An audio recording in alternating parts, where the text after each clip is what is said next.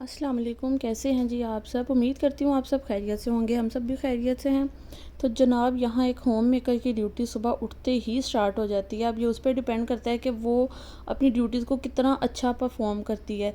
देखिए जो लोग जॉब करने जाते हैं वो वहाँ पे मतलब किसी के मातहत काम कर रहे होते हैं, और जो होम मेकर्स होती हैं ना, वो समझिए एक तरह की अपने घर की मालकिन, अपने घर की जो है ना मलका होती हैं। मतलब उन्होंने किसी के ऑर्डर पे नहीं चलना होता, उन्होंने हर काम अपनी मर्ज़ी से करना होता है और अपने तरीके से लेके करना होता है। उनको कोई मतलब पूछने वाला नहीं होता कि हाँ जी, ये आज आपका टारगेट ये था, ये आपने क्यों नहीं किया। उन्होंने अपने सारे के सारे टारगेट्स खुद ही सेट करने होते हैं।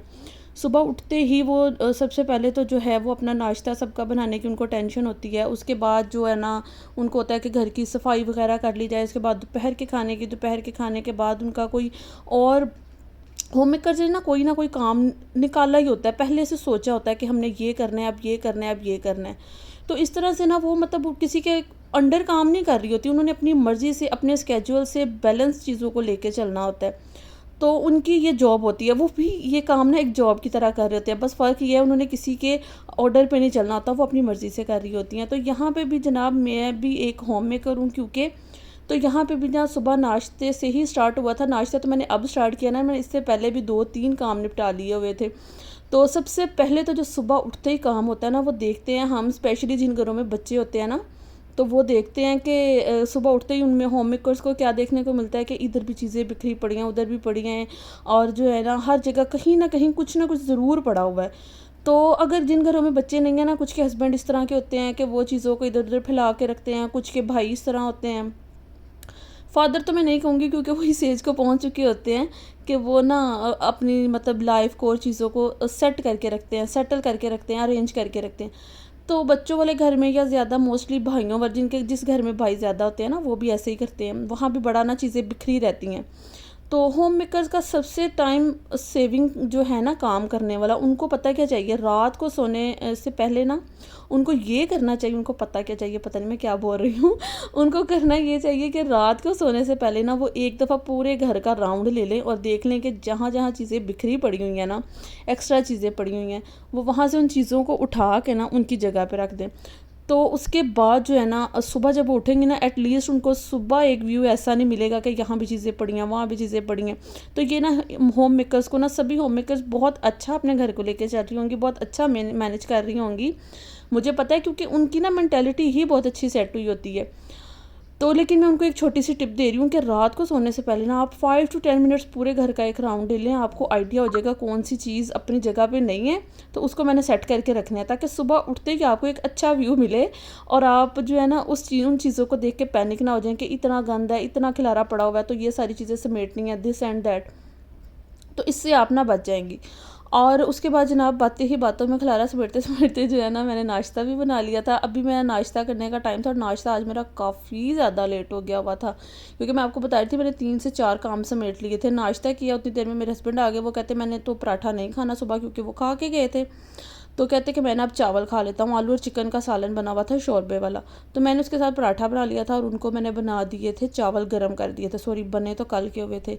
उसके बाद थोड़ी-सी वो बाहर से ले आए थे चीज़ें जो उनमें था, एक इलायची का शरबत था, कुछ बादाम थे, खजूरें थीं और ना मुरब्बे थे। अच्छा, ये चीज़ें ना मैंने बहुत टाइम बाद ना, मतलब ऐसी चीज़ें मैं नहीं खाती, और ये मेरी हालाँकि अम्मी कहती रहती हैं, मेरे हस्बैंड भी कहते हैं कि ये बहुत अच्छी चीज़ें हैं, खानी चाहिए। जब से मेरी मतलब बेबी हुआ है ना, उसके बाद से तो मैं बहुत ज़्यादा लो फ़ील करती हूँ, पता नहीं क्यों। तो ना वो कहती थी, अम्मी मेरी कहती हैं कि ये चीज़ें खाया करो, लेकिन ना पता नहीं क्यों मुझे अच्छी नहीं लगती। मुझे, और मज़े की बात बताऊँ, मुझे ये चीज़ें खाने के लिए टाइम ही नहीं मिलता। तो ये अब फिर जब मुझे कोई ना कोई ऐसा मतलब साइड इफ़ेक्ट होता है या तबीयत थोड़ी-सी अपसेट होती है ना, फिर मुझे याद आता है, मैं कहती हूँ नहीं, अब मैंने हेल्दी चीज़ें खाना स्टार्ट करनी है। अब ना मैंने हेल्दी चीज़ें खाना स्टार्ट करनी है। अब मैंने किया तो है, तो अल्लाह करे कि मैं इस चीज़ पे कायम रहूँ और इसी को लेके चलूँ, क्योंकि ना बहुत ज़्यादा बॉडी जो है ना वार्निंग साइंस दे रही है। अभी मैं आपको इतनी सारी मेडिसिन्स भी दिखाती हूँ। साथ में वो कुछ बनाना ले आए थे मेरी बेटी के लिए, वो माशाल्लाह बहुत शौक से खाती है। और ना साथ में एक्चुअली फ्रूट की जो टोकरी है ना, वो कहते हैं अगर आप फ्रूट अच्छे से नहीं यूज़ करते या खाते नहीं हैं या यूटिलाइज़ नहीं उसको करते, तो वो फ्रूट वाली टोकरी मेरी ने ना मेरी मेडिसिन्स की जगह ले लिया। तो मैं दोबारा से जो है ना इसको दोबारा से रिफ़िल कर रही हूँ फ्रूट से ही, क्योंकि वही बेहतर है। मेडिसिन्स तो बहुत खाना बहुत ही एक मुझे ना अज़ाब लगता है, और मुझे मज़े की बात है उतनी ही मेडिसिन्स खानी पड़ती हैं। पता नहीं ये क्या चीज़ और क्या बात है। तो जनाब यहाँ हम डॉक्टर के पास गए थे, मेरे ना पाँव में काफ़ी ज़्यादा पेन हो रही थी, जॉइंट्स में ना। तो जनाब उन्होंने चेक करके इतनी सारी मुझे मेडिसिन्स दे दी। मेरे हस्बैंड देख के कह रहे थे मेडिसिन्स तो उन्होंने ऐसे दे दी है कि जैसे पता नहीं वो स्टमक नहीं है, कोई लोहे पत्थर की चीज़ है जिसने ना सब कुछ डाइजेस्ट कर लेना। तकरीबन 6 to 7 टैबलेट्स हैं एक टाइम में खाने वाली, और ये मैं देख के, और इंजेक्शन अलग से, और ये मैं देख के ही परेशान हो गई कि ये सारी मैंने खानी है।